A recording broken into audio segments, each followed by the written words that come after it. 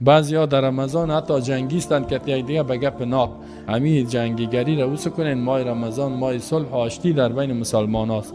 ایران بیاین از امو غیرت های جاهلانه را دور کنین و عقده و کینه را از بین ببرین.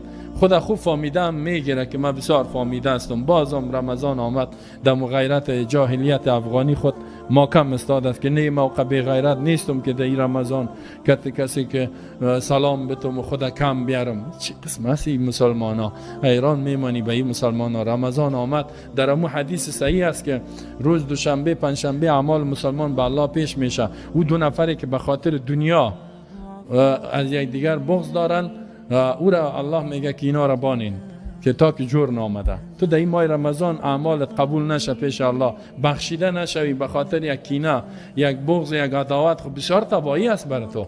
هر کسی که هستی در اینجا بیاین غیرت های اسلامی را در وجودتان بیارین که والعافین عن الناس، عفو کردن مردم. پیامبر صلی الله علیه و آله میگه سل من قطعک، وصل کو با کسی که با تو قطع کرده.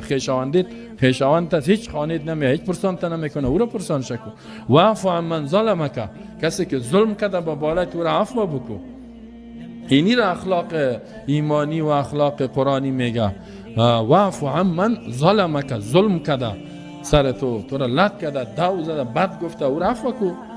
و احسن الی من اساء الیک، احسان و نیکی کو با کسی که با تو بدی کرده. نه کسی بدی کرده احسان. اینی را در رمضان اخلاق ما و شما باید اعلا شود دیگه، به درجه کمالش برسه. اگر نه با چی فایده میگیریم از این روزی خود، از این تقوا در وجود ما پیدا نشه. الله بر ما شما توفیق عمل نصیب کنه به این احکام.